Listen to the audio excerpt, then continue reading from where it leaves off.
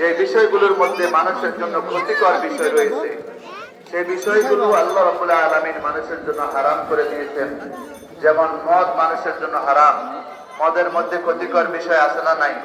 Cigarette, জর্দা, এরপরে ইয়াবা, তামাক, আরো নতুন ধরনের অসংখ্য ধরনের মাদক, যেগুলোর মাধ্যমে মানুষের মেধা শক্তি নষ্ট হয়ে যায়, মানুষের মস্তিষ্কের মধ্যে রক্তক্ষরণ হয়, মানুষের তারপরে কি হয়, হৃৎপিণ্ডের বাল্বগুলো নষ্ট হয়ে যায়, হার্ট অ্যাটাকের সম্ভাবনা হয়, উচ্চ রক্তচাপ বৃদ্ধি পায়।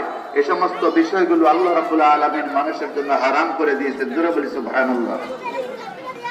আল্লাহ রাব্বুল আলামিন বলেন,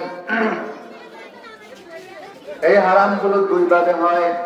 কিছু হারাম হলো আল্লাহ রাব্বুল আলামিন এবং তাআলা আলামিন মানুষের জন্য হারাম করে দিয়েছেন। জোরে বলি সুবহানাল্লাহ। মানুষের জন্য যে বিষয়গুলো মানুষ অপছন্দ করে, যেগুলোর মধ্যে নাপাকি আছে, ইবাতু ওয়া ইউহাররিমু আলাইহিমুল খাবাইস, নিশ্চয় আল্লাহ রাব্বুল আলামিন যা কিছু এই পৃথিবীতে পবিত্র রয়েছে তা কিছু তোমাদের জন্য হালাল করে দিয়েছেন, এবং যেটার মধ্যে অপবিত্রতা আছে, যেটার মধ্যে নাপাকি রয়েছে, সেগুলো আল্লাহ রাব্বুল আলামিন মানুষের জন্য হারাম করে দিয়েছেন। জোরে বলি সুবহানাল্লাহ। জোরে যেগুলো হালাল করলেন সেগুলো হলো পবিত্র, যার মধ্যে মানুষের জন্য কি আছে, কল্যাণ আছে, উপকারিতা আছে, সেগুলো হলো হালাল।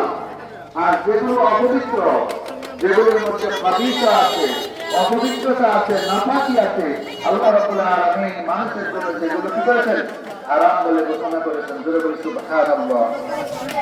এরপরে আল্লাহ রাব্বুল আলামিন যে বিষয়গুলো মানুষের জন্য হারাম, ইন্নামা হারামা রাব্বিয়াল ফাওয়াহিশ, নিশ্চয় আল্লাহ রাব্বুল আলামিন তোমাদের জন্য যা কিছু আছেন ফাওয়াহিশ, যার মধ্যে অশ্লীলতা আছে, যার মধ্যে নাপাকি রয়েছে, যার মধ্যে মানুষের জন্য লজ্জাহীনতা রয়েছে, আল্লাহ রাব্বুল আলামিন ওই বিষয়গুলো মানুষের জন্য হারাম করে দিয়েছেন। জোরে বলি সুবহানাল্লাহ। তাহলে আল্লাহ কি কাজটাকে ভালো করছেন না খারাপ করছেন? মানুষের কল্যাণের জন্য যা কিছু হারাম করেছে। দুনিয়ার সমস্ত মুক্তিরাও যদি এক হয়ে আল্লাহর হারামকে হালাল ঘোষণা দেয়, তাহলে আল্লাহ যেটাকে হালাল হারাম করেছেন সেটা হারামই থাকবে।